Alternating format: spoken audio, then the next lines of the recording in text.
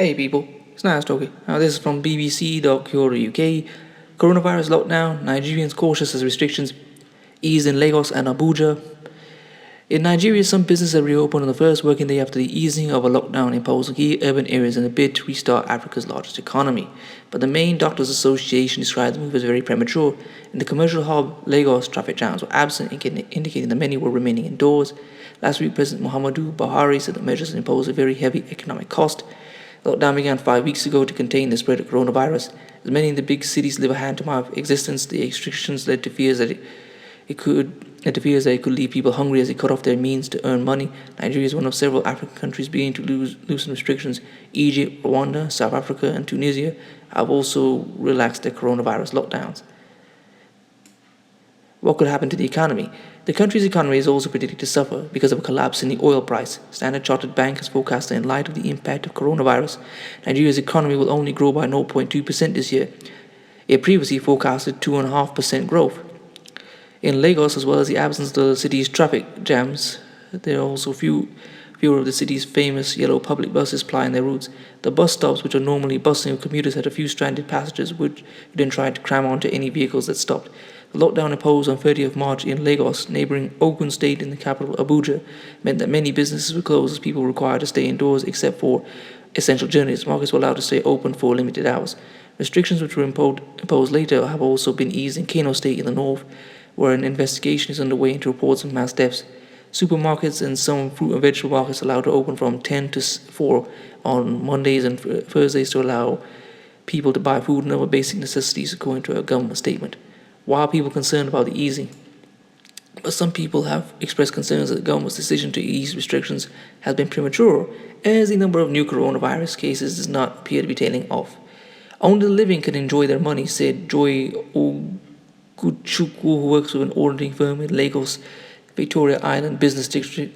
She said she was delaying her return to work despite a message from her employer asking her to resume on Monday. The virus is going to increase now everyone's rushing out, she said. What restrictions are still in place?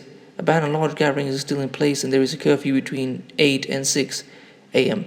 People are also required to wear a face mask in public. In Lagos, offices have been told to shut by 3, while commercial buses must reduce passenger numbers to maintain social distance.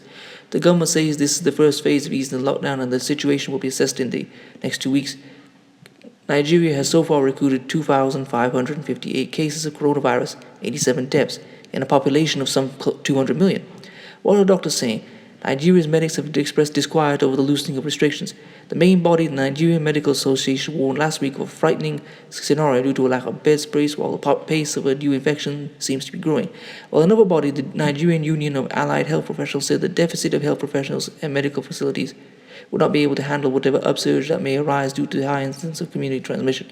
Nigeria should learn from her neighbor Ghana, where the same action produced a 100% increase in infection rate in just a week, the group added. Some employers in Lagos are also cautious, asking employees to continue working from home, and some business owners, unsure about the government's decision, say they are in no rush to open their doors. What did the president say? The government says it increased its capacity to test for the virus and can now carry out more than 1,000 a day. In his speech last week announcing the easing of restrictions, Mr. Buhari recognized the economic difficulties they had caused and acknowledged many citizens had lost their livelihoods. Many businesses have also shut down. No country can afford the full impact of a sustained lockdown while awaiting the development of vaccines or cures.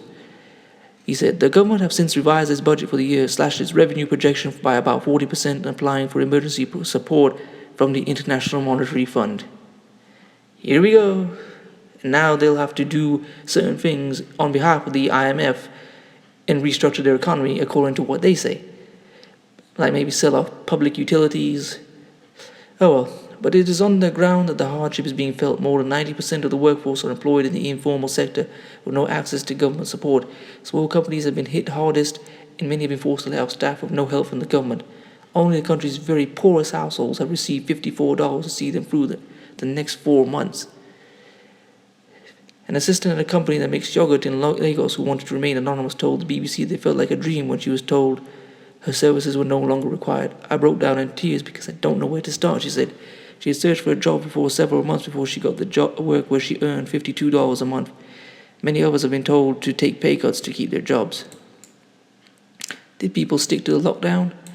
In truth, the restrictions put in place during the lockdown were not strictly adhered to, as many citizens flouted the guidelines.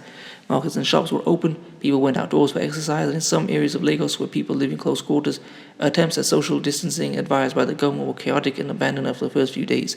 As President Buhari said, Nigeria does not have the resources for a long-term lockdown. There was a tussle between saving Nigeria's fragile economy and an ailing health sector battling a deadly virus. It seems the government has hedged its bets on saving the economy and riding out the virus. What are other African countries doing? Rwanda has loosened restrictions after 45 days of lockdown, even though a nationwide nighttime curfew will be enforced and movement in and out of the capital Kigali is prohibited. On Monday, roads in Kigali were busy again in a city considered to be a hotspot for infections. People were seen to be wearing mandatory face masks and social distancing. The first working day of eased restrictions in South Africa has seen taxi ranks resume operations in commuters queue to board vehicles to work. People have been allowed to return to work, but they still have to keep their distance from each other, wear masks, wash their hands. Tunisia is also easing a strict lockdown, which has been enforced for 6 weeks. Half of the public administration and industry sectors returning to work, although face masks will be worn. Egypt is allowing hotels to reopen for domestic tourists on condition that they operate at no more than 25%. So please comment, rate, share, and subscribe. I'll leave this and some other articles in the description so you can read them. If you'd like to support the channel, leave my GoFundMe in the description. If you'd like to follow me on Instagram, I'll leave that there as well. Peace.